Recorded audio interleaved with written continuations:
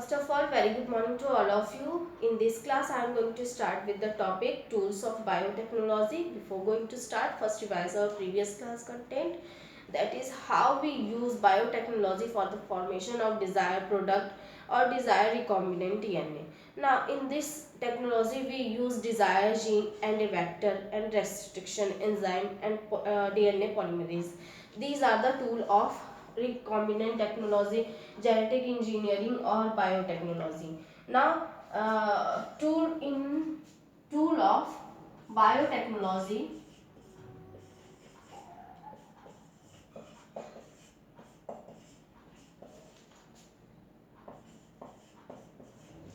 we are going to study the first tool, that is restriction enzyme.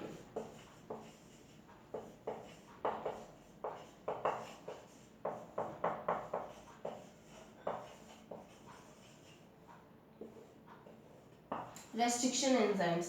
Now, in previous class we have already discussed that in recombination, in the formation of recombinant DNA, we have some restriction enzyme. With the help of restriction enzyme, we also isolate desired genome or desired DNA, now fuse with this to the vector, then transfer in E. coli where it become cloned with the help of E. coli. जैसे जैसे E. coli bacteria multiply करेंगे वैसे वैसे हमारे number of this recombinant DNA और जो desire gene है उनके नंबर इंक्रीज करते जाएंगे सिंपली. तो इसमें रेस्ट्रिक्शन एंजाइम कैसे हेल्प करते हैं? सबसे इन 1963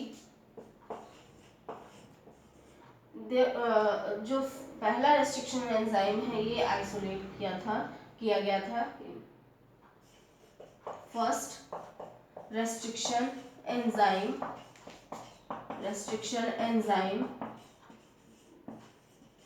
was isolated.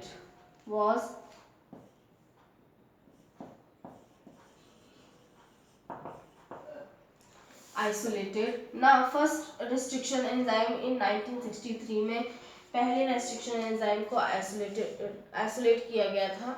And the function of this restriction enzyme is what? The function of this restriction enzyme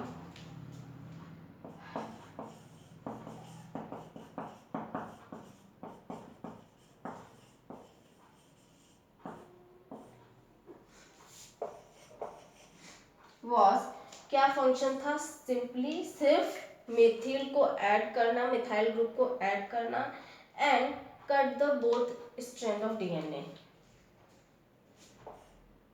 first is addition of methyl group on DNA, and the second is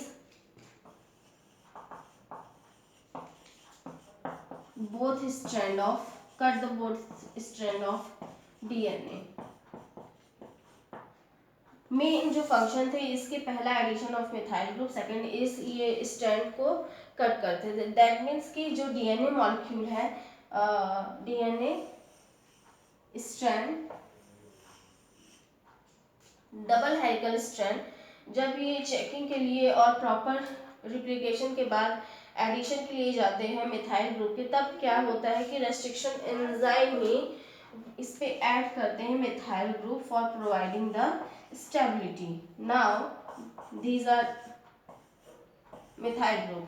Now second, what is the function of restriction enzyme? That is cut both strand of the DNA during for example during any mismatch occur in this both strand, जब यहाँ पे दोनों strand में या किसी भी एक strand में कोई मिसमैच आ जाता है या कोई भी म्यूटेशन कॉज हो जाता है, जब जो पर्टिकुलर यहाँ पे फॉर एग्जांपल थायमिडिन डाइमर ही अगर बन जाते हैं और कोई पर्टिकुलर मिसमैच आ जाता है, तब क्या होगा कि restriction nucleus enzyme and restriction enzyme की हेल्प से इस DNA मॉलिक्यूल को कट कर दिया जाएगा. ये प्रोसेस यहाँ पे होगी ये किया जाता है थ्रू रेस्ट्रिक्शन एंजाइम की हेल्प से।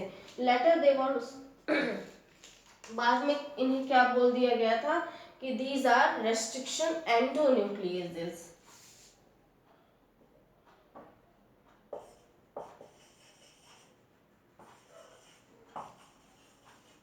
Called restriction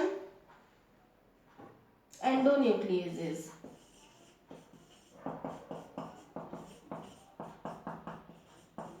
endonucleases. एंडोन्यूक्लियेजेस क्यों बोला गया? क्योंकि nucleases these are the enzyme which cut DNA in between the two base pair. मतलब कि ये किसी आउटर रीजन को कट नहीं करेंगे, दो बेस पेयर के बीच के जो रीजन होगा सिर्फ उन्हें कट करेंगे, तो इसलिए इन्हें रेस्ट्रिक्शन एंडोन्यूक्लियेजेस एंजाइम बोला गया। Now the first restriction enzyme was the first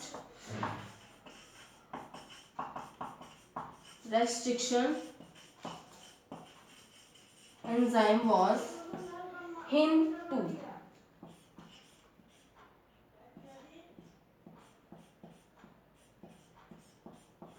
HIN second or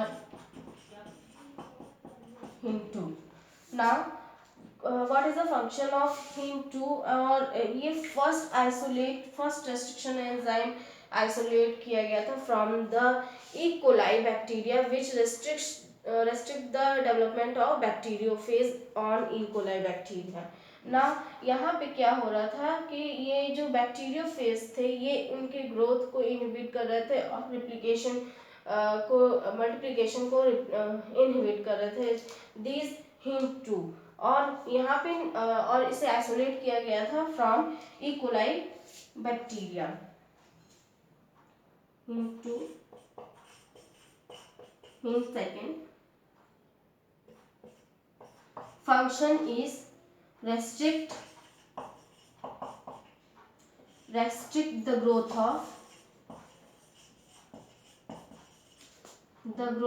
of bacteriophage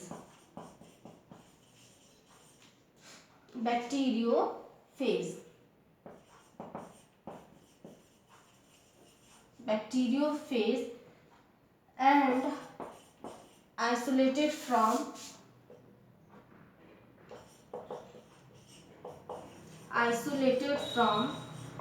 E. coli bacteria. E. coli bacteria E coli bacteria से ये आइसोलेट किया था। एंड द नेमिंग, इसकी नेमिंग कैसे दी गई? HIN2 दैट इज की, और इसके बाद Eco R1 and other restriction enzyme और आइसोलेटेड अप्रोक्सीमेटली 900, अभी तक 900 रेस्ट्रिक्शन एंजाइम को आइसोलेट कर लिया गया है in from 230 strain of bacteria.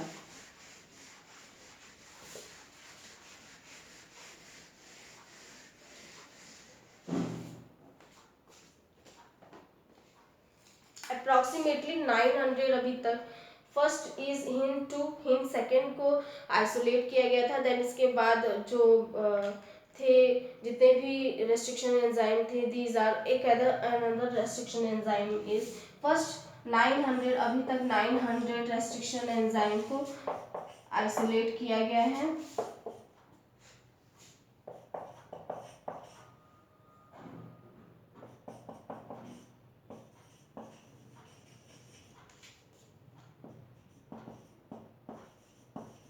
Isolated from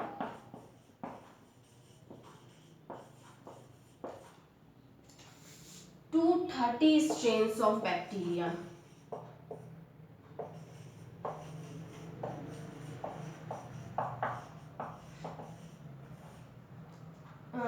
वैसे वो बैक्टीरिया कोई भी हो सकता है। अब HIN2 के बाद second restriction enzyme is Eco R1, eco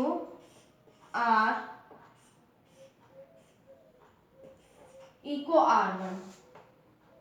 ना ये स्पेसिफिक नेम कैसे दिया गया, इको R1 को, रेस्ट्रिक्शन एंजाइम को, this also and restriction enzyme restriction enzyme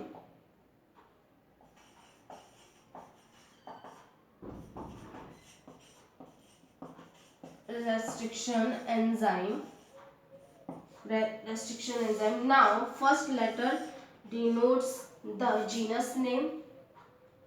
first letter जो होगा रेस्ट्रिक्शन एंजाइम को कैसे लिखा जाएगा, ई को R1 that is first letter क्या होगा, ये डिनोट करेंगे इसके जीनस नेम को कि किस जीनस बैक्टीरिया से, किस बैक्टीरिया से इसे आइसोलेट किया गया है, genus name that is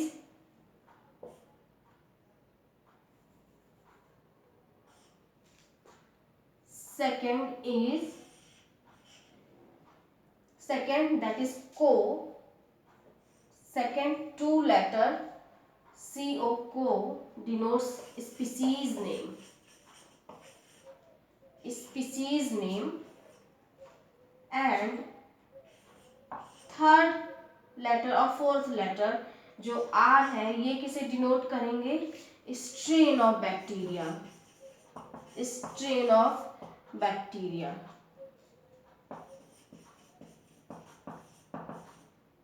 Now first denotes the order of isolation.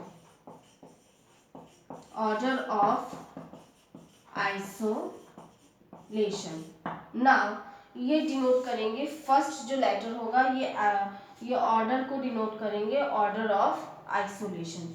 ना इसके बेस पे जितने भी रेस्ट्रिक्शन एंजाइम है इनकी नेमिंग की जाती है. ना रेस्ट्रिक्शन एंजाइम के बाद ये क्या करते हैं कि जितने भी रेस्ट्रिक्शन एंजाइम होते हैं ये कट करते हैं एक स्पेसिफिक साइट को, दैट मीन्स कि ये कहीं डीएनए की जितने भी न्यूक्लियोटाइड चैन होती है पॉलीन्यूक्लियोटाइड चैन, वहाँ पे नाइट्रोजनस बेसेस होंगे, ये कहीं भी कट नहीं कर सकते. इनकी भी एक स्पेसिफिक साइट होता है जहाँ पे ये जो रेस्ट्रिक्शन एंजाइम होते हैं वो कट करते हैं, उस स्पेसिफिक साइट को रिकॉग्निशन सीक्वेंस बोला जाता है. नाउ इसके सिवा ये रेस्ट्रिक्शन एंजाइम और मेनली टू टाइप्स के होते हैं. These restriction enzymes are also known as nucleases.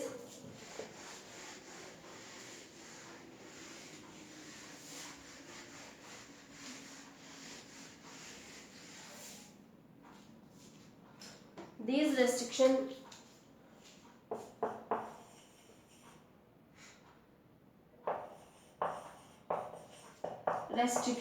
enzymes also known as nucleases.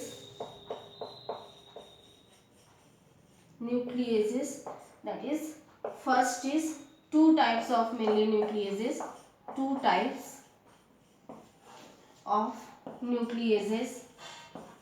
denoted in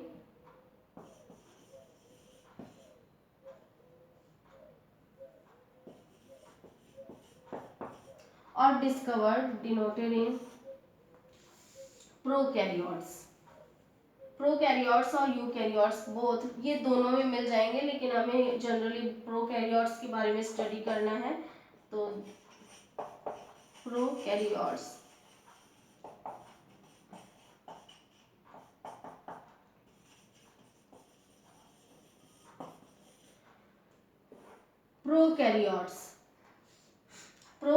and eukaryotes. तो ये टाइप्स कौन से होते हैं, that is endonucleases and second is exonuclease. What is endonuclease and exonuclease? Endo that means कि नाम से denote हो रहा है कि ये कहाँ पे कट करेंगे. न्यूक्लियस दैट मीन्स कि दे कट न्यूक्लिक एसिड और न्यूक्लिक एसिड चैन. तो एज दैट मीन्स जितने भी एंजाइम होते हैं जैसे हेक्सोकाइनेज और आइसोमेरेज, तो एज लग जाता है, दैट मीन्स कि वो डिनोट करेंगे कि वो एंजाइम है. तो इसलिए एंजाइम के लिए sorry. Now nucleus, that means कि वो न्यूक्लिक एसिड को कट करेंगे। एंडो न्यूक्लियस, तो ये कट करेंगे कि जो मिडिल रीजन होगा, मिडिल रीजन दैट मीन्स कि जितना भी डीएनए डबल हेलिकल स्ट्रक्चर है सॉरी, डबल हेलिकल स्ट्रक्चर के मिडिल पोर्शन पे ही ये कट करेंगे।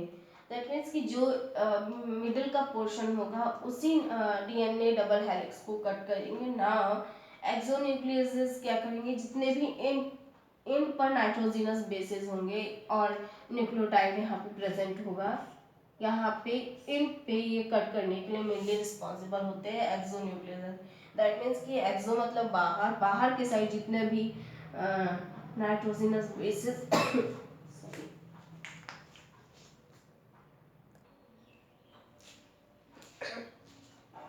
एक्सोन्यूक्लियस, जैसे कि नाम से पता चल रहा है कि ये कट करेंगे जो आउटर एंड होंगे डीएनए के, उन्हें कट करेंगे, और बाहर के साइड जितने भी न्यूक्लियोटाइड प्रेजेंट होंगे उन्हें कट करेंगे। एंडोन्यूक्लियस दैट बिटवीन दो चैन के बीच में या जो मिडिल रीजन होगा वहां से ये कट करेंगे मेनली। तो एंडोन्यूक्लियस ये इसलिए इन्हें डिवाइड किया गया है टू पार्ट में। इनके फंक्शन भी दो होते हैं, आउटर रीजन पे कट करते हैं और इनर रीजन पे कट करते हैं, तो उसके नाम के अकॉर्डिंग नाम दे दिया गया है। नाउ एंडोन्यूक्लियस जितने भी रेस्ट्रिक्शन एंजाइम है, एंडोन्यूक्लियस और एक्सोन्यूक्लियस, ये इनका एक स्पेसिफिक सीक्वेंस होता है कि होता है, पहले भी जैसे बोला है कि स्पेसिफिक सीक्वेंस पे ही ये कट करते हैं। तो उस सीक्वेंस को क्या बोला जाता है, रिकॉग्निशन सीक्वेंस। जितने भी restriction enzyme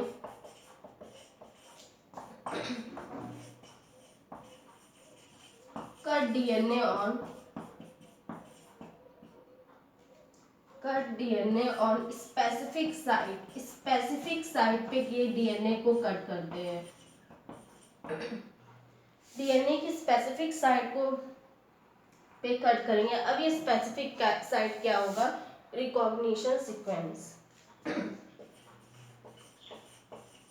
known as recombination sequence।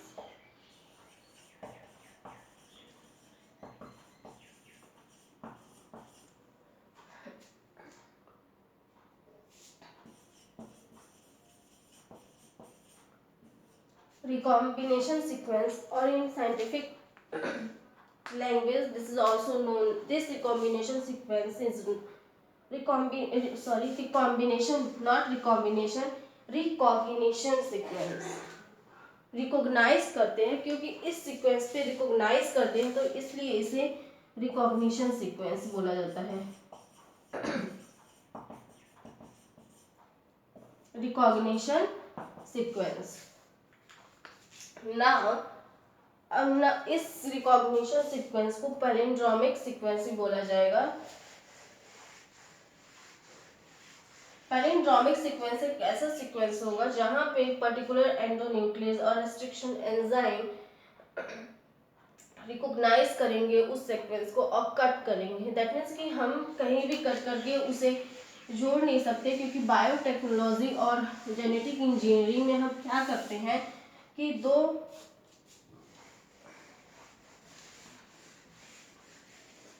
दो डीएनए को कट करके हम एक साथ ज्वाइन करते हैं। अगर रेस्ट्रिक्शन, फॉर एग्जांपल जो बायोटेक्नोलॉजी में जो बैक्टीरियल वेक्टर है और डिजायर जीन, जैसे कि हमने इंसुलिन में ऑलरेडी कर रखा है, एक बार फिर से उसे रिवाइज कर लेते हैं। यहाँ पे ये ह्यूमन जीनोम है। अब इसमें डिजायर्ड जीन अगर ये सेगमेंट है तो इस सेगमेंट को कट करा जाए, दैट मीन्स कि हम कैसे कट करके आइसोलेट करेंगे इसे, ये यहाँ पे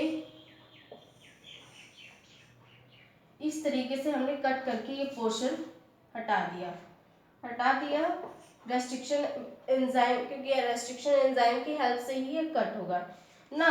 हमें इसे वेक्टर पे ज्वाइन करने के लिए हमें सेम रीजन पे ही कट करना होगा, तभी यहाँ पे ज्वाइनिंग पॉसिबल हो पाएगी।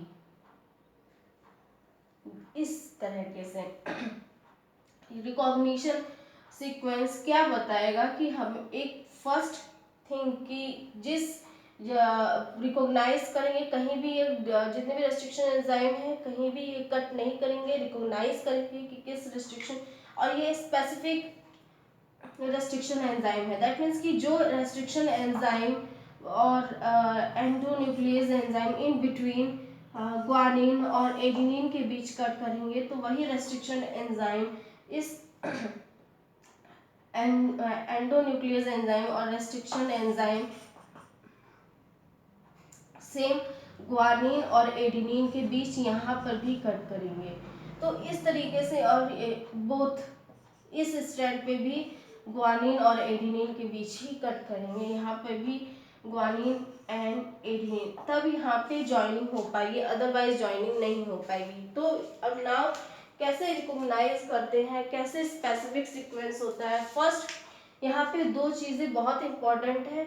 सबसे पहले रिकॉग्निशन साइट, अगर ए रेस्ट्रिक्शन एंजाइम है दोनों के लिए रिकॉग्निशन साइट एक होनी चाहिए। दैट मीन्स कि फॉर यूकैरियोटिक डीएनए और डिजायर्ड जीनोम और डिजायर्ड डीएनए ना वहाँ पे ऐसा जीनोम जिसपे हमें, और वेक्टर भी ऐसा वहाँ पे सेम रिकॉग्निशन पे कट करना चाहिए जिसकी वजह से दोनों को ज्वाइन किया जा सके और क्लोनिंग बनाई जा सके ना। और सेकेंड थिंग ये होगा कि जहाँ से इस ह्यूमन जीनोम को कट किया गया है, सेकेंड वेक्टर में भी वहीं से, प्रोकैरियोटिक जीनोम में भी वहीं से कट करना चाहिए।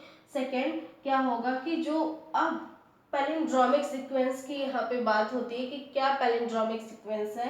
पैलिंड्रोमिक सीक्वेंस एक ऐसा सीक्वेंस जिन्हें अगर दोनों तरफ से रीड किया जाए, अदर लेफ्ट टू राइट, तो एक ही सीक्वेंस मिले, और राइट टू लेफ्ट भी अगर स्टडी की जाए तो एक ही सीक्वेंस मिले। तो इसकी वजह से क्या होगा कि वो प्रॉपर वे में बाइंड कर सकेंगे एक दूसरे से, कि वहाँ पे कोई चेंजेस ना आ जाए, बाइंडिंग में प्रॉब्लम ना आ जाए, वही सीक्वेंस मिले। तो पैलिंड्रोमिक सीक्वेंस इसलिए यहाँ पे सॉरी होता है ना। यहाँ पे पैलिंड्रोमिक सीक्वेंस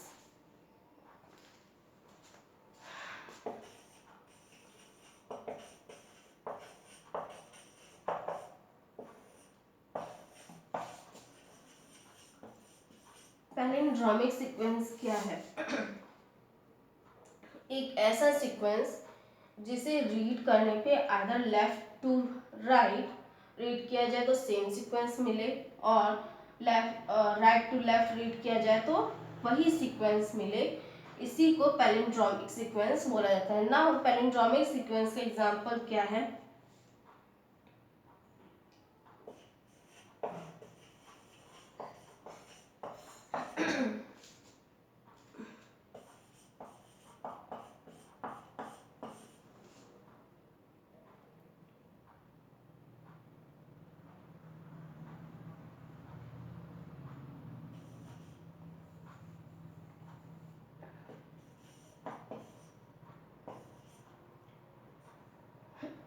GATTC ना। GATTC कैसे पैलिंड्रोमिक सीक्वेंस है? कोई भी पैलिंड्रोमिक सीक्वेंस हो सकता है यहाँ पे, उसे कैसे बनाया जा सकता है?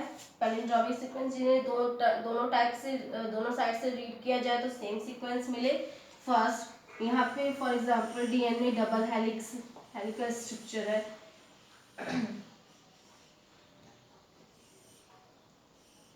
अदर इस पे सीक्वेंस कैसे प्रेजेंट होंगे? G A G A ना T T C C, दो बार T है, T T C। अब इसे ज्वाइन कर लेते हैं कैसे? फॉर एग्जांपल यहाँ पे भी कैसे प्रेजेंट होंगे? GATTC, थोड़ा इसे बढ़ा के लिख देंगे, GATTC नाउ इसकी ज्वाइनिंग कर लेते हैं।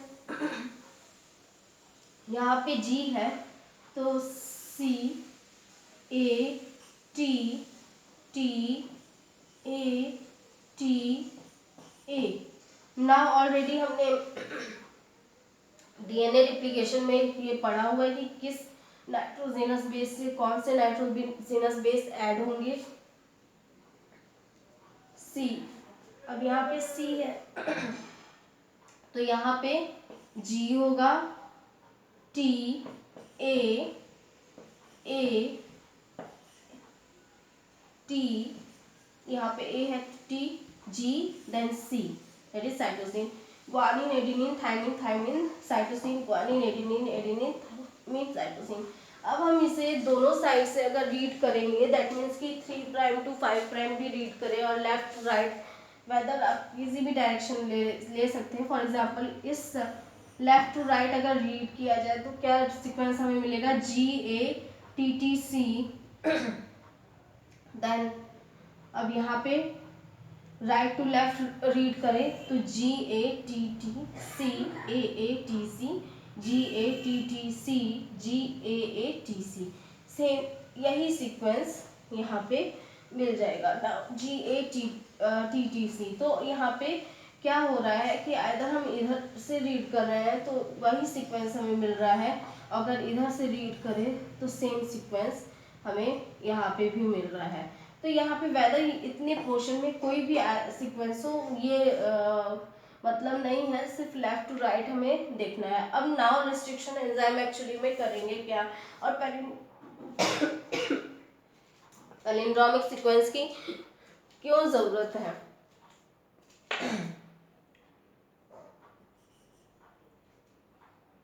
क्यों जरूरत है पैलिंड्रोमिक सीक्वेंस की, क्योंकि हमें एक तो पैलिंड्रोमिक सीक्वेंस होंगे तभी इन्हें जोड़ा जा सकता है और वही सीक्वेंस आएगा। सेकेंड ये कि हर रेस्ट्रिक्शन एंजाइम का रिकॉग्निशन साइट होगा, दैट मीन्स कि अगर हम इको R1 ले जो पहले एग्जांपल लिया था इको R फर्स्ट, ये कहाँ कट करेंगे, कट करेंगे in between guanine and adenine, guanine और एडिनिन। दैट मीन्स कि जो ग्वानिन और एडिनिन के बीच में फॉस्फोडाइएस्टर बॉन्ड है ये उससे ही कट करेंगे। यहाँ भी सिमिलरली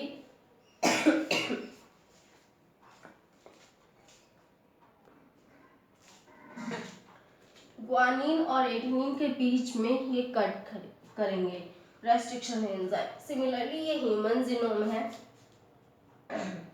ह्यूमन जीनोम और डिजायर्ड जीनोम।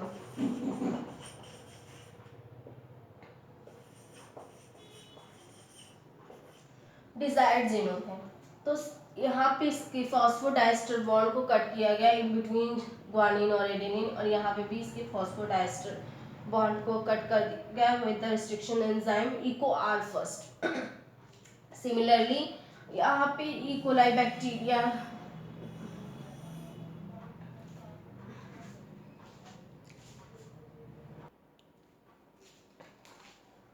तो इको R फर्स्ट जी और ए के बीच में कट करेंगे। सिमिलरली ये वेक्टर है, वेक्टर में भी यही सीक्वेंस होगा क्योंकि ये यहाँ पे तभी बाइंड कर पाएंगे जब ये स्पेसिफिक साइट पे बाइंड कर सके। फॉर एग्जांपल यहाँ पे अगर हम कट करने के बाद जब जॉइंटनिंग करते हैं तब क्या होगा, यहाँ पे जी और ए के बीच कट किया जा रहा है तो इतने पार्ट को रिमूव कर दिया जाए, और यहाँ पे भी जी और ए के बीच में इको R फर्स्ट ये थ्रू कट किया जा रहा है तो इतने पार्ट को रिमूव कर दिया जाए।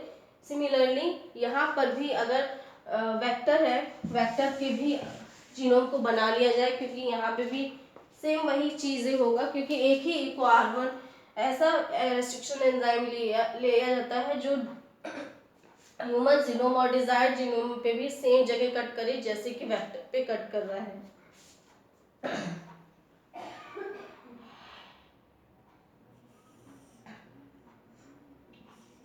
जी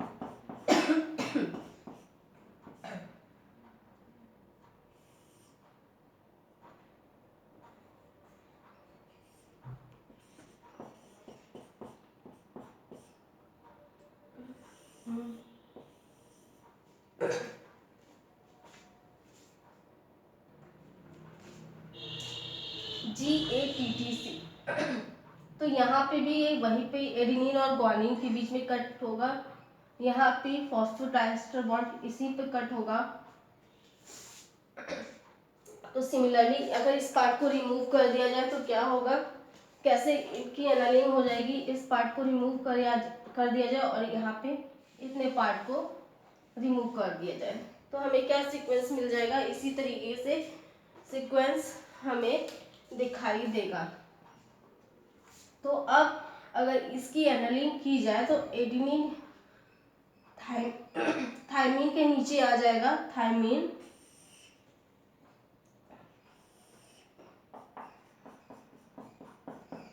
ये एडेनिन थायमिन के ऊपर, थायमिन एडेनिन के ऊपर, थायमिन ना थायमिन फिर से, देन ग्वानिन, ग्वानिन साइटोसिन। तो इस तरीके से इसकी एडिंग होगी यहाँ पे। इस वजह से पैलिंड्रोमिक सीक्वेंस यूज किया जाता है और इको आर फर्स्ट इसलिए यूज किया जाता है ताकि वो दोनों के एक स्पेसिफिक साइड पे कट कर सके। नाउ पैलिंड्रोमिक सीक्वेंस को नेक्स्ट क्लास में